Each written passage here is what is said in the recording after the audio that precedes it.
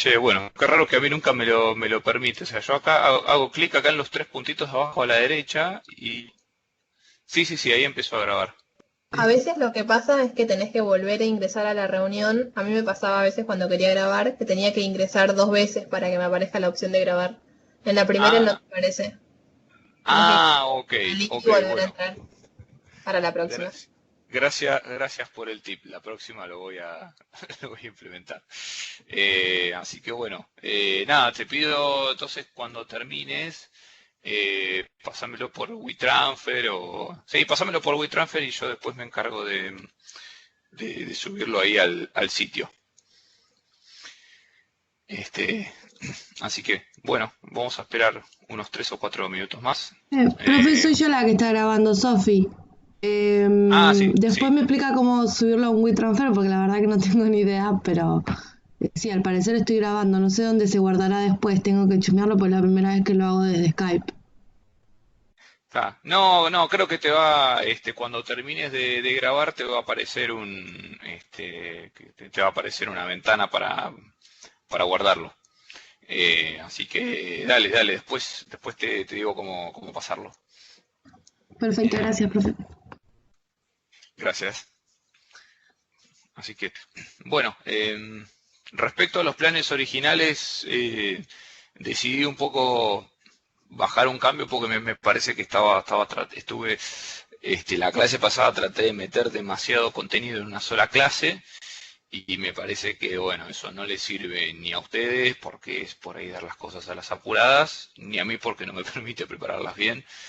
Así que, bueno, estoy viendo de cambiar un poco el enfoque de tratar de ver no más de 2 papers por clase, eh, trata de ver uno o a lo sumo dos, y bueno, de última cortaremos el programa, pero me parece que es un poco más didáctico.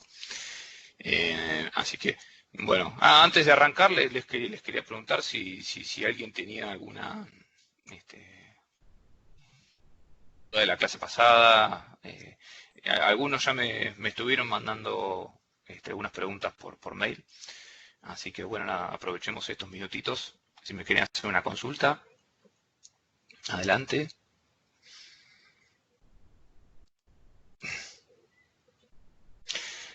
Ahí Belén me Sí, pregunta. profe. Sí, sí, sí, sí, adelante Facundo. Ahora después atiendo. Sí, Como, sí, yo tenía una consulta sobre los capítulos del libro de desarrollo mundial, creo que era, el capítulo 3, 5 y 6. sí. ¿En qué tendríamos que estar haciendo enfoque? Porque habla de muchos temas y da muchos ejemplos, entonces yo quería saber bien en qué nos teníamos que enfocar mayor capítulo 5 que habla del tema de migraciones. Sí, mira, hagan foco les di en lo que yo les di en clase. O sea, básicamente, a ver, enfoquen esos temas y en la explicación de los gráficos que... eso implicaría que pasen de largo todos los recuadros con ejemplos. Vieron que en el texto hay un montón de recuadros naranjas que tienen ejemplos de casos puntuales y cosas casi como anécdotas de países en particular. Yo les diría que eso lo pasen de largo, que se enfoquen en el texto principal y más que nada en el contenido que dimos en clase. La idea de eso es que sea un material de soporte y de consulta de lo que yo les di en clase. Eh, nada, y por ahí todas las cosas que tengan que ver con cuestiones subnacionales o algún recuadro que tenga que ver con migraciones internas en un país o en una ciudad, eso pásenlo todo de largo. Enfóquense en los temas que vimos en la presentación. Bien, después acá Belén me pregunta si los modelos hay que saber graficarlos o con entenderlos conceptualmente está bien. Eh, a ver, entiendo que la pregunta viene a colación del gráfico del modelo de Baldwin.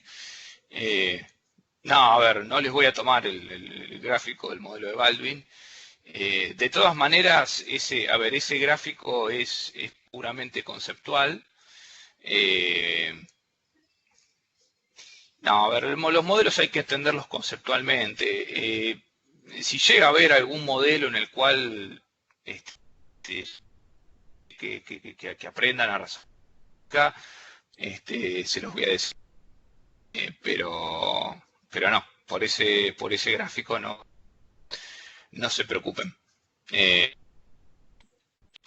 Sí, quizás en todo caso el primer gráfico del modelo, el que explica, el que yo les expliqué bien en detalle, que es para entender el impacto de los cambios en los costos de transporte, eso mírenlo porque me parece que hace bien al razonamiento del modelo, pero no, digamos, no, a nadie le voy a marcar una pregunta por reprobada si no sabe hacer el gráfico. Ahora, si se lo lleva a tomar el examen y lo pueden hacer, bueno, mucho mejor.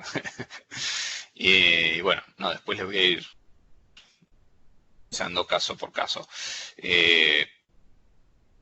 Así que, bueno, vamos a ir arrancando. Les voy a compartir la presentación.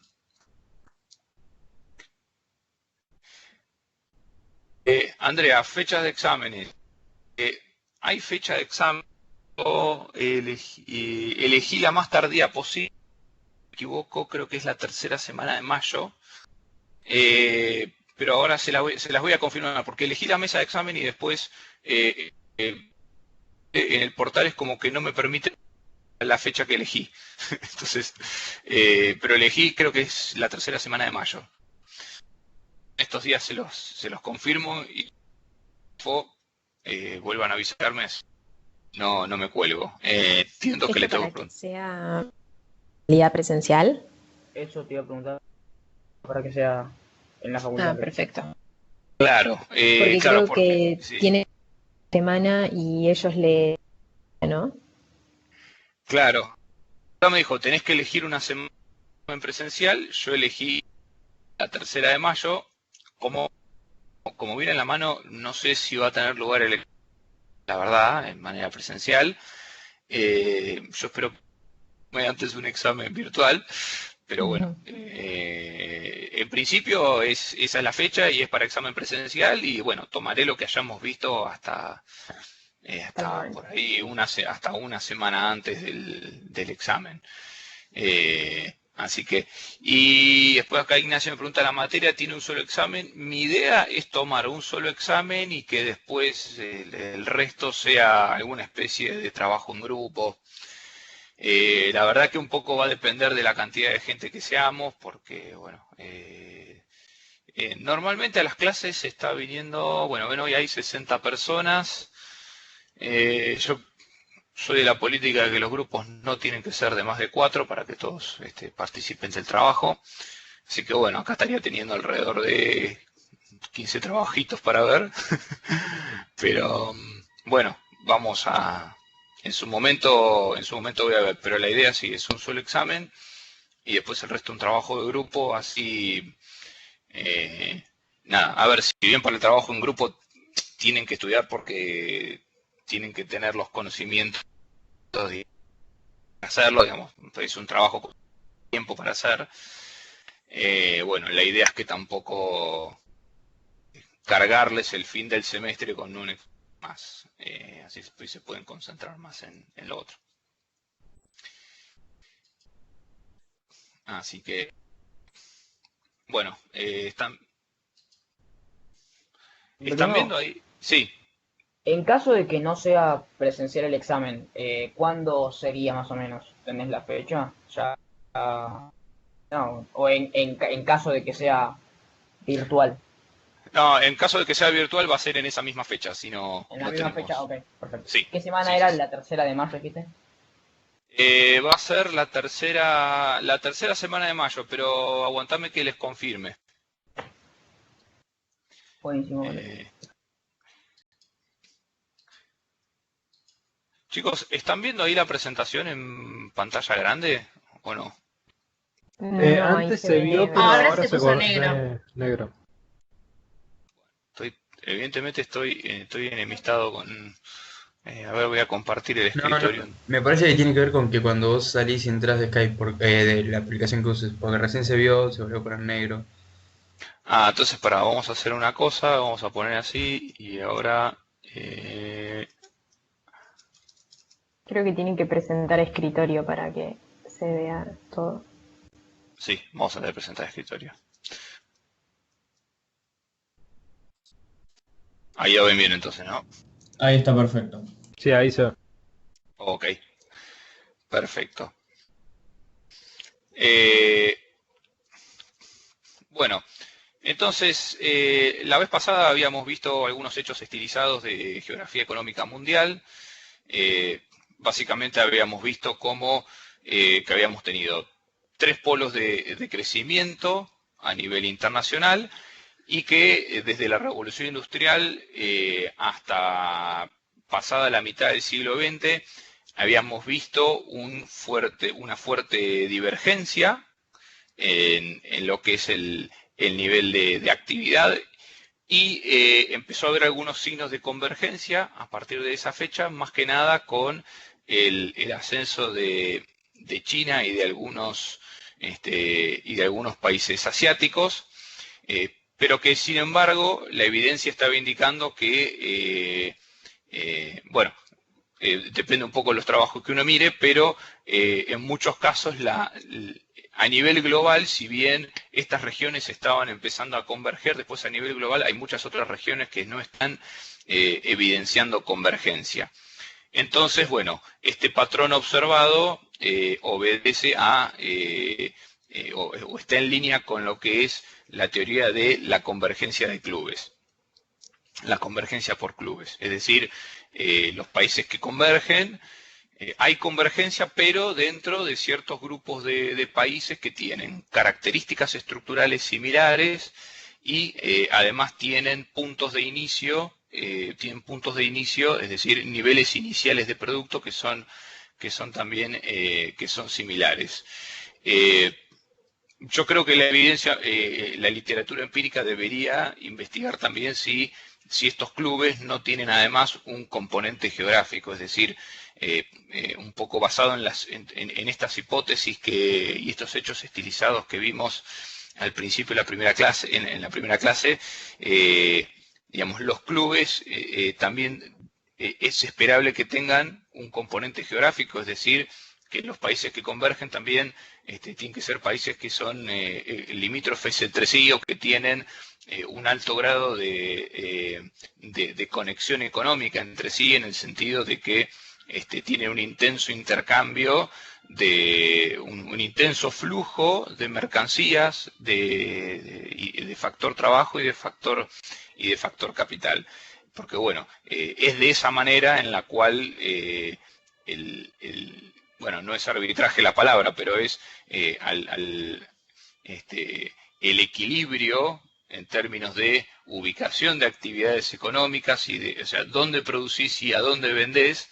A través de esos mecanismos se produce el equilibrio que hace que cuando crece una región también crezca la otra. Digo, crece una región, en un punto esa región al crecer por deseconomías de aglomeración y por incremento de los costos hace que bueno, en algún momento me convenga empezar a producir en el país que está al lado. Entonces, ese país va reduciendo a través de ese mecanismo su brecha con el país que más creció. Ahora, si nosotros, como vamos a ver más adelante hoy, si tenemos una serie de impedimentos a las transacciones y al flujo de mercancías, de capital y de personas, entonces ese arbitraje, ese mecanismo de catching up entre la región más atrasada y la región limítrofe más rica, entonces empieza a ser más difícil que ocurra. Entonces, bueno, como yo les decía, los mecanismos a través de los cuales se producen la divergencia y la convergencia son, bueno, movimiento de mercancías, personas, información y capital. acá ahora vamos a adentrarnos un poco en lo que son los movimientos de mercancías y su vinculación también con la inversión extranjera directa. Como mencionábamos, en las últimas décadas el movimiento de mercancías pasó a ser mercancías y servicios, mercancías entendidas en sentido amplio, empezó a tomar cada vez más protagonismo lo que es el comercio de bienes y servicios intermedios. Hace ya unas 4 o 5 décadas, los bienes y servicios intermedios, es decir, los que utilizamos no como bienes y servicios de consumo final, sino para producir otros bienes, pasaron a representar más de la mitad de la totalidad del comercio entre países. Es decir, fíjense, más del 50% de los bienes comerciados son bienes intermedios, y en el caso de los servicios esto supera el 70%. Entonces, esto lo que habla a las claras es que esto significa lisa y llanamente que se han conformado, expandido y consolidado las cadenas de valor global. En lo último que habíamos visto la clase pasada, bueno, esto fíjense que es un proceso que el modelo de Baldwin lo explica de manera estilizada a través de el razonamiento microeconómico. Entonces, digamos, a medida que empiezan a caer los costos de lo que llama los trade costs, los costos de comercializar, que implica tanto costos de transporte como costos de información y coordinación, distintas etapas de un mismo proceso productivo pudieron ser realizadas en otros países para aprovechar sus ventajas comparativas, y al mismo tiempo poder seguir llevando a cabo el proceso productivo, pese a la distancia física. Profe. Sí. Disculpe, hay una pregunta en el chat. A ver. ¿Se la leo? No, ahora la miro, está bien, gracias. Perfecto. Breve definición de cadena de valor global. Bien, la vamos a ver acá en esta misma slide está.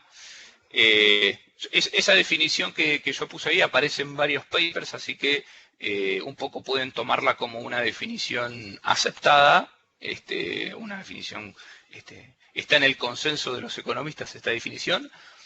Es una secuencia de actividades, es decir, una secuencia de pasos de un proceso productivo.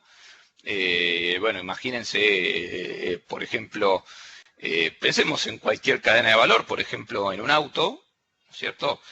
Bueno, un auto tiene tiene una etapa de lo que es el diseño del auto, después tiene lo que es la fabricación de los subcomponentes, después la fabricación de los componentes, es decir, los subcomponentes son, por ejemplo, las partes de un motor, después el armado de los componentes, que es en sí el armado del motor como una unidad, el armado del sistema de dirección, el armado de las ruedas. Piensen, estoy hablando de partes que a su vez tienen sus subcomponentes, y después por último tenés una etapa que es el ensamblado. Entonces, bueno, y después del ensamblado a su vez tenés lo que es la comercialización del auto y lo que es el servicio postventa. Entonces fíjense que yo les estuve describiendo actividades que van desde el diseño hasta el uso final del auto, porque el servicio postventa es parte del ciclo del producto y es algo que se sigue consumiendo como parte de la compra del auto. Piensen ustedes que si van a comprar un auto y el concesionario les dice: yo te lo vendo, pero no te voy a ofrecer service. Bueno, entonces ustedes lo van a pensar, porque dicen, bueno, ¿qué pasa si el auto me deja gamba, ¿no es cierto?, dentro de 6 meses? Entonces, hay toda una secuencia de actividades que hace parte de lo que es la experiencia del usuario en el consumo del bien. Entonces, la cadena de valor global es esta secuencia de actividades que es realizada por firmas y trabajadores, y yo le añado algo más para que tenga la característica de global, que es que estas actividades pueden ser llevadas a cabo en distintos países o en distintas ubicaciones geográficas. Así que bueno, si quieren tener una definición concreta en la que anclarse, esta oración que ustedes ven al principio del slide se los pone con claridad. Y bueno, la tienen un poco más desarrollada en el paper que yo hoy voy a hacer foco en un solo paper, que es el de Boeck, que está subido, me falta marcárselos como bibliografía obligatoria. Después hay otro libro que cito ahí, pero va a ser solamente por si a alguien le interesa y quiere consultar por ahí alguna perspectiva un poco más geopolítica y más heterodoxa de las cadenas de valor, pero por el momento en esta unidad, que es para describir los flujos de comercio internacionales y en particular los que ocurren en el marco de las cadenas de valor, vamos a usar este paper y acá tienen una definición. Entonces, bueno, el surgimiento de... Acuérdense que yo les decía que la globalización de las cadenas de valor tiene como fin el aprovechamiento de ventajas comparativas. Entonces esto lleva a que haya una nueva división internacional del trabajo. Recuerden que el paper de Baldwin decía que las empresas, las economías dejan de especializarse por sectores y pasan a especializarse por funciones. Disculpen si escuchan una música de fondo, pero vivo enfrente del regimiento de granaderos a caballo y ahora están ensayando. Todas las mañanas son así, discúlpenme si escuchan la música de fondo, espero que no se escuche. Ya cerré las ventanas. Entonces, bueno, como les decía, si las economías pasan de especializarse por sectores a especializarse por funciones, la división internacional del trabajo se profundiza mucho más, porque vos antes te especializabas en un sector que era intensivo en el recurso en el que vos tenías ventaja comparativa, implicaba que hicieras por ahí también alguna actividad que tenía una baja participación, pero que una actividad que se especializaba en algo donde vos no tenías tu ventaja comparativa. Digo, por ejemplo, pensemos en los textiles. Si la especialización de las economías es por sector, vos decís, bueno, no sé, la India, como tiene bajo costo laboral, se especializa en el sector textil, pero eso implica que hace la confección, que es intensiva en trabajo, pero también hace el diseño, que el diseño es intensivo en trabajo altamente calificado o en tener gente muy creativa, no en tener gente que cobra 2 mangos y está en un taller trabajando 12 horas por día. Ahora, al yo poder desacoplar geográficamente las actividades de diseño y las actividades de la actividad manual, ¿qué ocurre? Bueno, la India no va a hacer el diseño, solamente va a hacer la confección de la prenda, la parte de trabajo intensiva. Ahora, no va a ser solamente la confección o la parte de trabajo intensiva del sector textil. También va a ser la fase de trabajo intensiva de sectores que por ahí no son trabajo intensivos, pero que tienen parte de las tareas que sí requieren andar manufacturando algo. Por ejemplo, pensemos en el sector farmacéutico.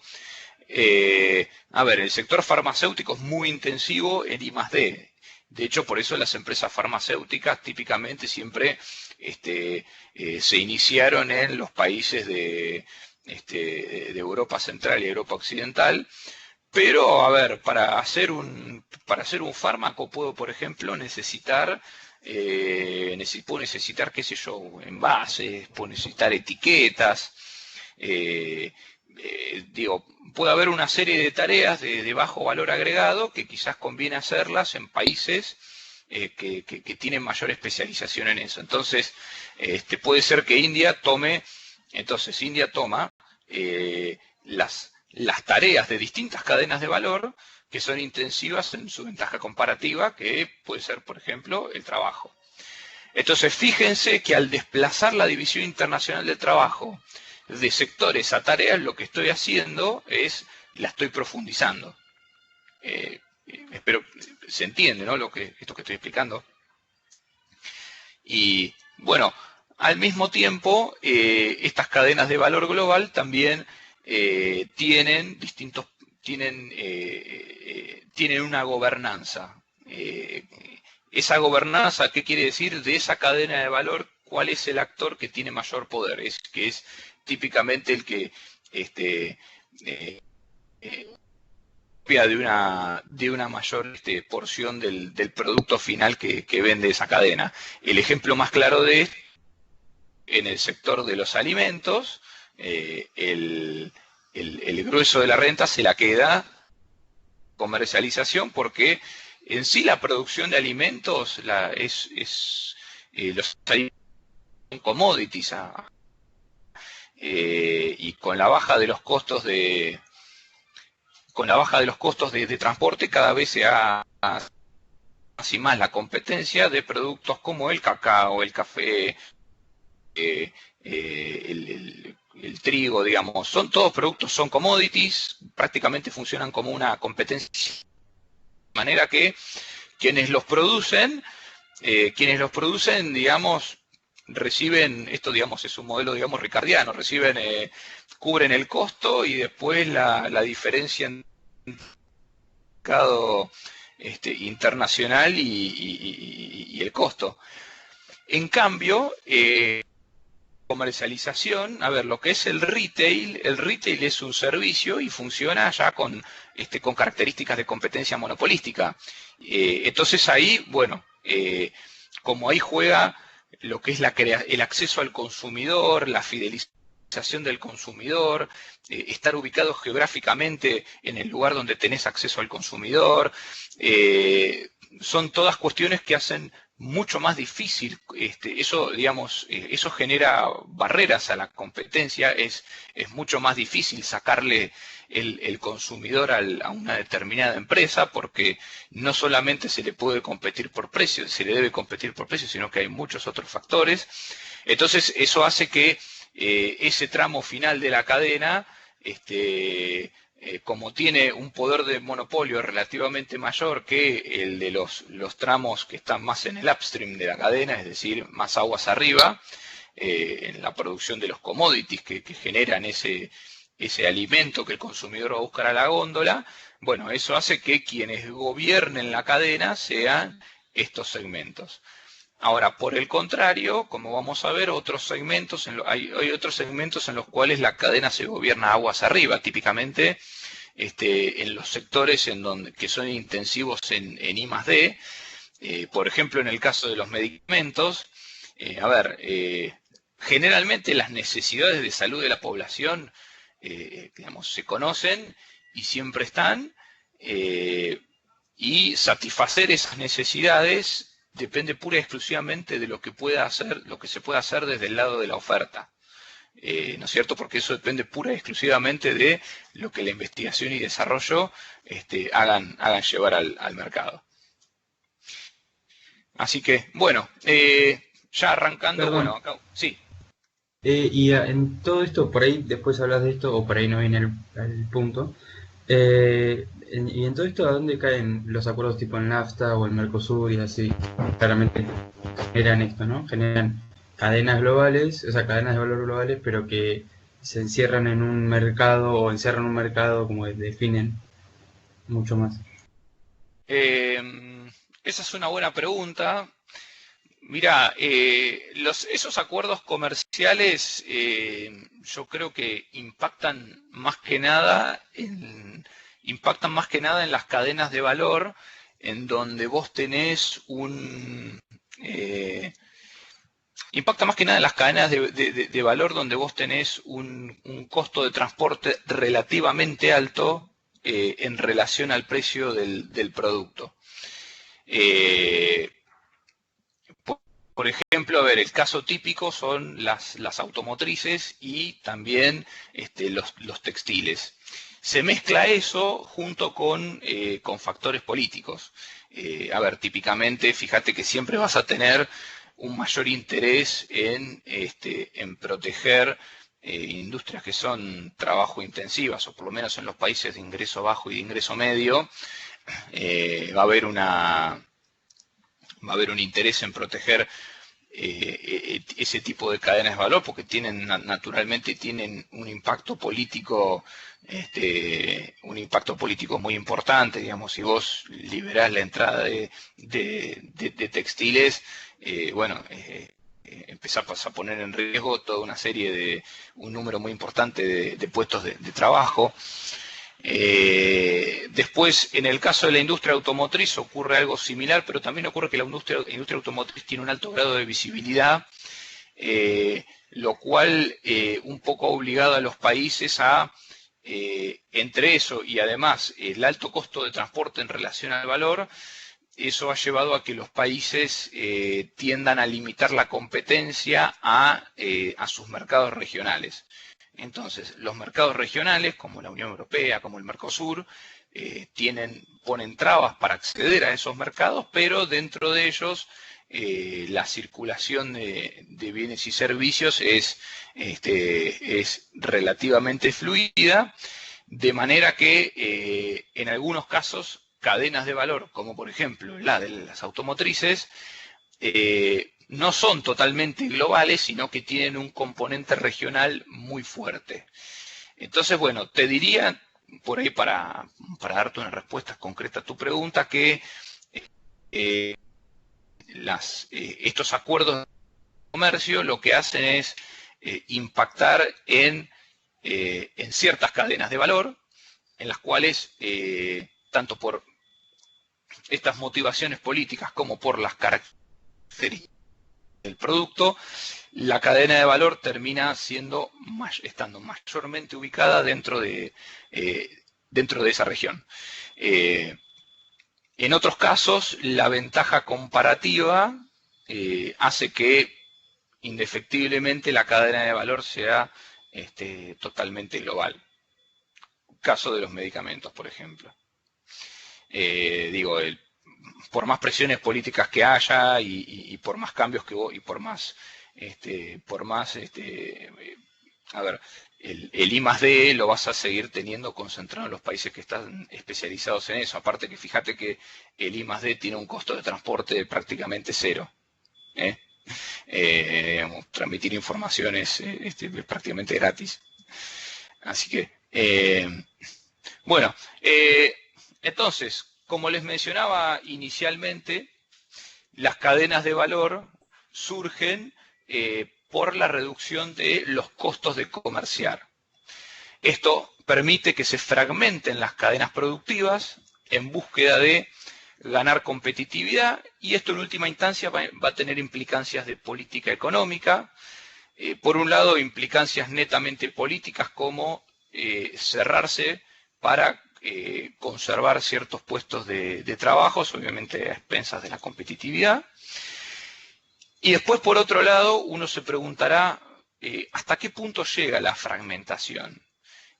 Porque bueno, uno siempre puede seguir segmentando un proceso productivo para seguir aprovechando ventajas comparativas, pero esto tiene una serie de límites, y son límites que van más allá del costo de transporte y de las limitaciones políticas que yo mencionaba recientemente.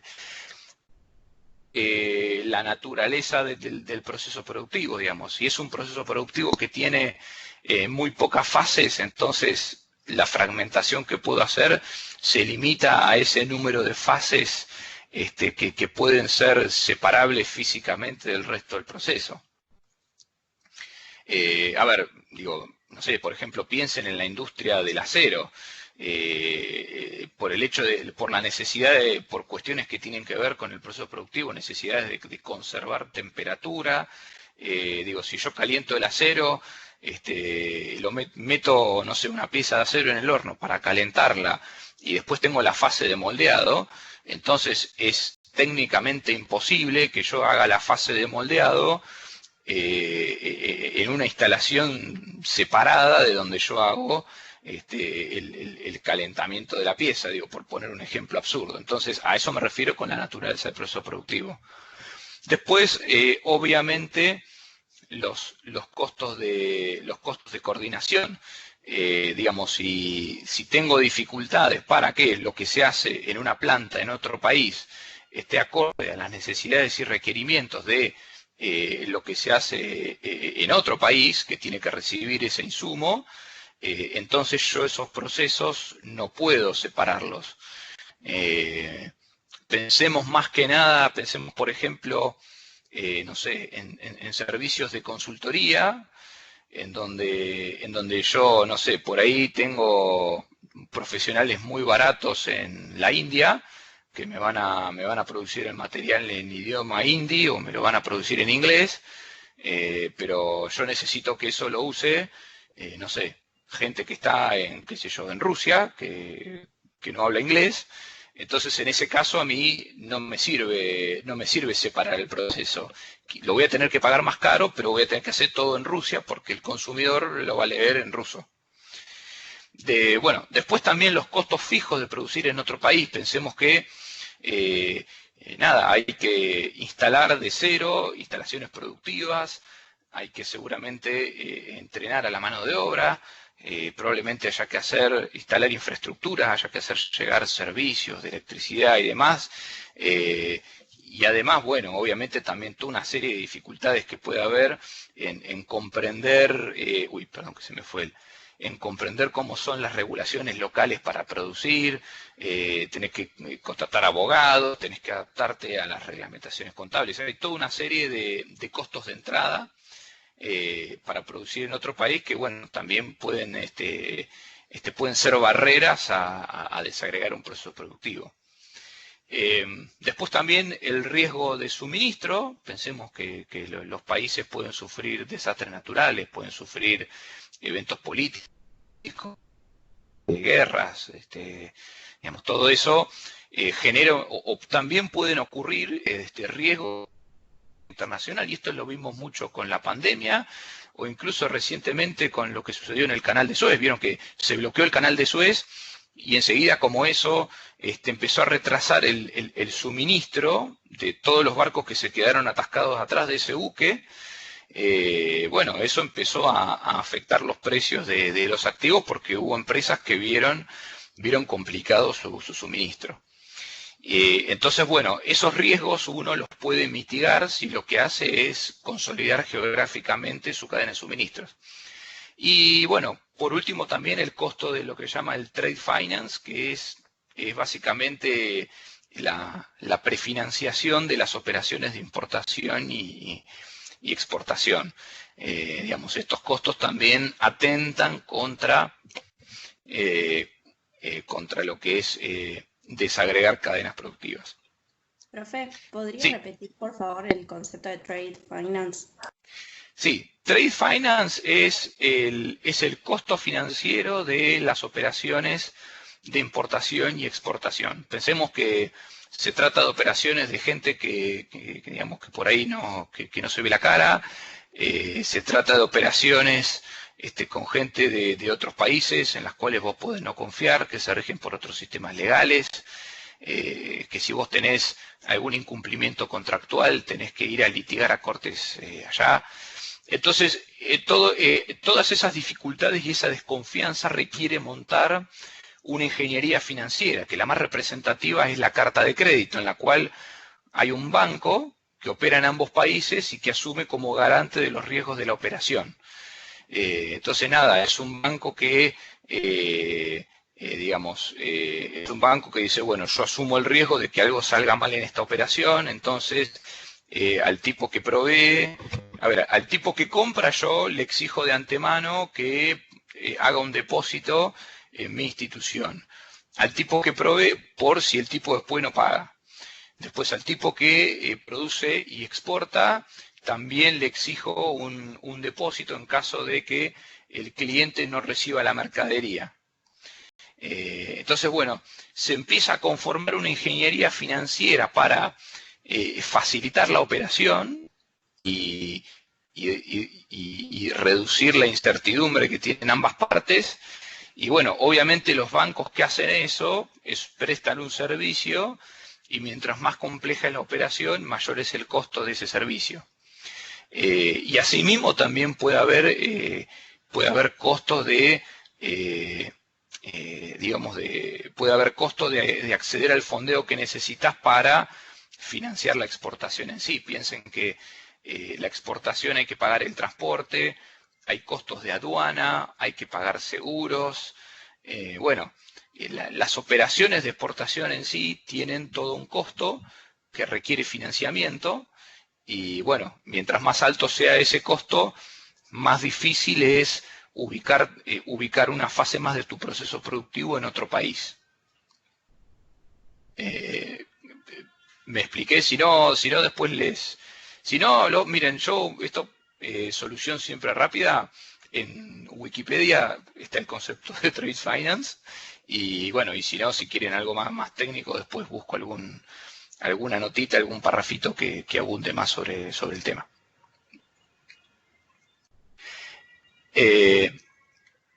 Entonces, bueno, como les mencionaba, existen estos trade-off. Después, volviendo a la parte de costos de comercio, ¿en qué conceptos hicieron que reduzca el costo de comercio? Bueno, el transporte terrestre, los costos portuarios, piensen desde que ustedes dejan un producto en un puerto hasta que el producto sale, hay toda una logística de contenerización de la carga, de movimiento de los contenedores, de consolidación, también servicios de transporte intermodal, ¿no es cierto? Que el contenedor llega en barco y por ahí, hay todo un aparato logístico que lo mete en, primero lo deja en depósito para que sea inspeccionado, después lo mete en un tren. Después, también hay puertos secos, como los que está montando China en su nueva ruta de la seda, en la cual también son terminales multimodales, en las cuales la carga llega en un medio como el tren, y después ahí hay toda una logística de ingreso, de transmodalización y de entrada, ¿no es cierto? Toda una maquinaria que saca un container y lo pone en un camión, porque la logística que le sigue no tiene infraestructura de tren, entonces tiene que seguir en camión. Bueno, esos son todos servicios que tienen un costo. Después, los fletes marítimos, los seguros, aranceles y tasas, que es lo que yo les mencioné recién. Después, las medidas pararancelarias, si bien pueden no imponer un costo monetario, sí terminan siendo un costo para la empresa porque implican tener un equipo de gente en las empresas para gestionarlas. Después hay cuestiones que hacen a la estructura de mercado del comercio, porque los importadores, los mayoristas, los minoristas imponen un markup que tienen que ver no solo con sus costos, sino también con la competencia que enfrentan. Después, también en lo que hace a los servicios tenemos los costos de comunicación y los costos de transporte de pasajeros, porque un servicio, si se presta remoto, dependerá del costo y la calidad del servicio de internet o de teléfono, de lo que sea. Y también, si es un servicio que se presta face to face, ahí el costo de transporte también va a estar implicado. Pensemos típicamente cuando viene, no sé, un consultor internacional, imagínense ustedes que lo quieren contratar a Paul Krugman a que les venga a dar una clase. Además de que Paul Krugman les va a cobrar $100.000 por una clase de 2 horas, porque ese es el fee del tipo, también les va a cobrar el pasaje en primera clase de Nueva York a Buenos Aires. Y después por último también hay costos de coordinación y de monitoreo remoto, que esos han bajado junto con el desarrollo tecnológico. Pensemos, controlar un proceso productivo en una fábrica te requiere o tener gente tuya propia ahí o tener managers locales en los que vos confíes, lo cual no siempre es el caso. Y sobre todo requiere una presencia que se traduce o en costos de tener gente viviendo allá o en costos o si no, en tener herramientas digitales lo suficientemente buenas como para supervisar los procesos.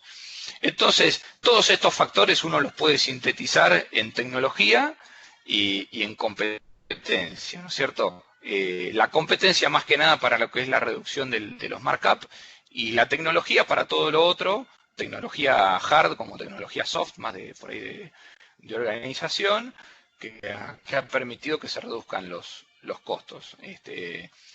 Y bueno, y después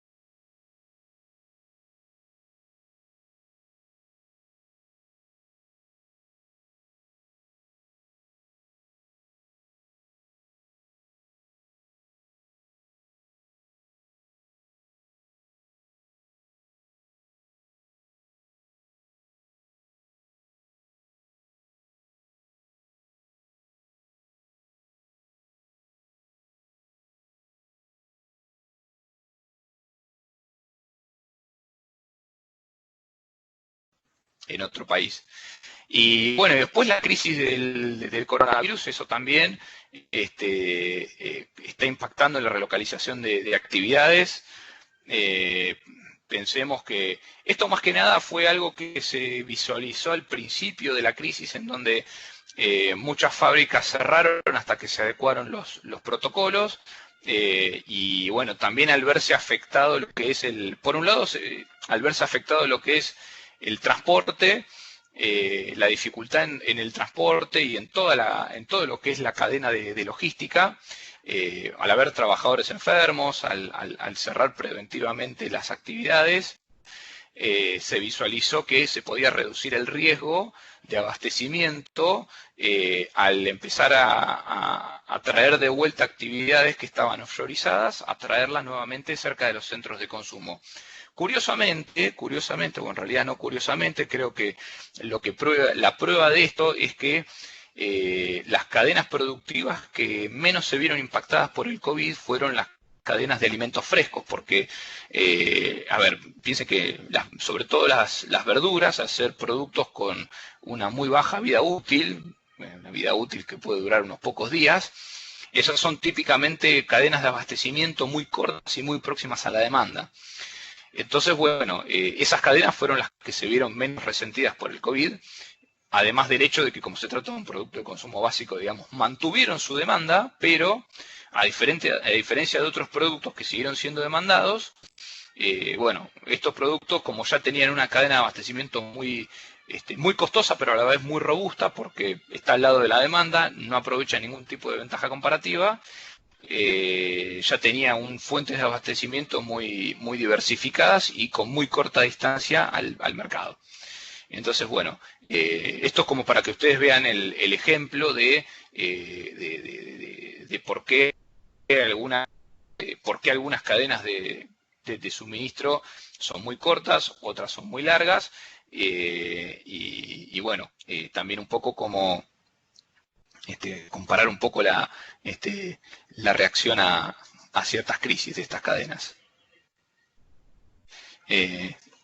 Vamos viendo la hora. Bueno, sigo 5 minutos más y hacemos un break de 10 minutos, si les parece.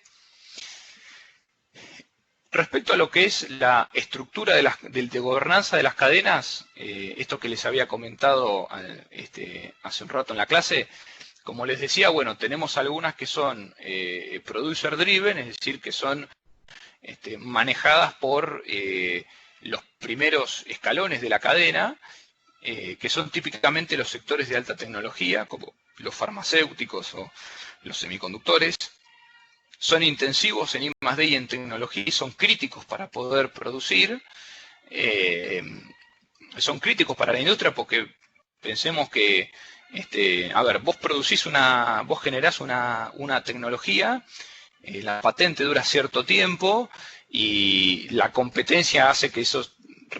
una vez que la competencia logró emularte la tecnología o producir algo parecido, después la producción es en masa y a costo muy bajo. Pensemos en las vacunas del coronavirus. Una dosis de vacuna, si se vende, una de Sinopharm, si se vende a $10, el costo de producción debe ser 2 de cada dosis. ¿no es cierto?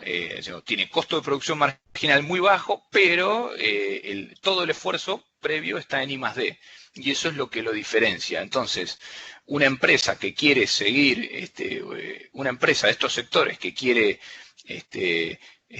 seguir haciendo plata, lo que tiene que hacer es básicamente permanentemente hacer I+D para descubrir nuevos productos que satisfagan nuevas necesidades.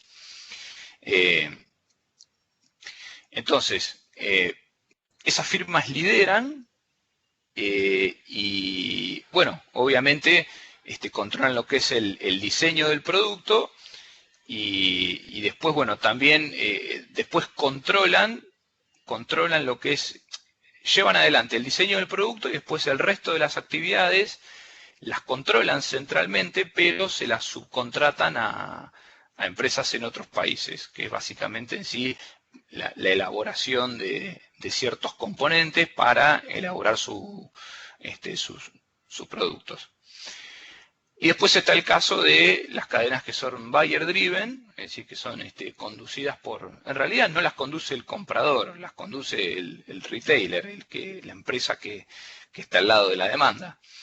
Que bueno, ya son sectores de baja tecnología, el ejemplo son que yo les comentaba, los textiles o los alimentos.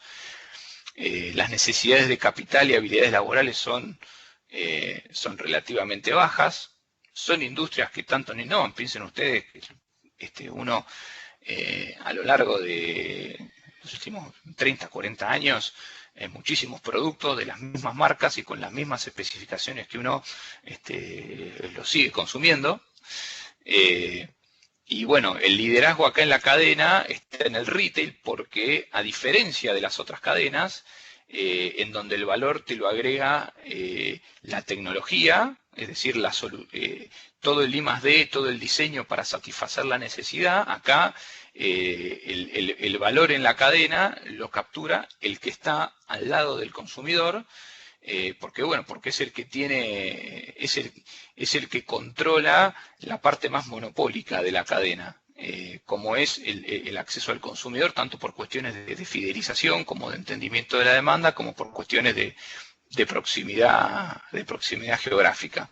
Entonces, bueno, estas empresas se encargan de lo que es el marketing y las ventas, y después controlan de manera remota los procesos productivos que están ya totalmente fragmentados.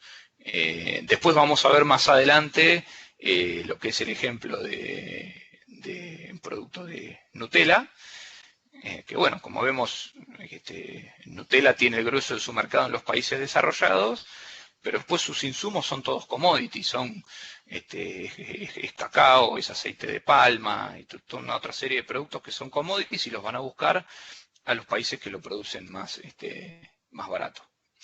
Así que, bueno, les propongo que ahora tomemos un break, retomamos a las 10:03 y bueno, ahí ya nos vamos a meter con lo que es la caracterización de las cadenas de valor en términos de su especialización vertical y su distancia a la demanda. Ya nos vamos a meter de lleno en el paper de la OCDE, que bueno, me parece que está muy piola para ver cadenas de valor. Así que bueno, ¿alguien quiere hacer alguna consulta antes del break?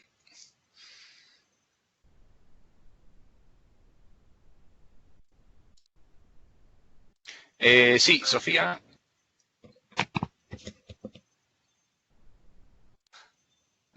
Mejor hablo, profe. En un momento el Skype es como que me dejó de presentar pantalla, se tildó, no sé si siguió grabando o no grabó más y volvió a grabar después cuando volvió. Lo que sí que ahora ya no veo más su pantalla y no sé cómo arreglarlo. Me iba a preguntar si sabía qué puedo hacer. No sé. ¿Los demás están viendo pantalla? Sí, mis compañeros Sí, me sí. dijeron que sí, ellos lo Sí, ven. sí. Yo no lo estoy viendo Sí, y sí. como estoy grabando me preocupo. Bueno. A ver, hagamos una cosa. Ponele stop, salgamos de la clase y bueno, volvemos a entrar y seguimos grabando y colgamos 2 videos. Dale, perfecto. Dale, buenísimo.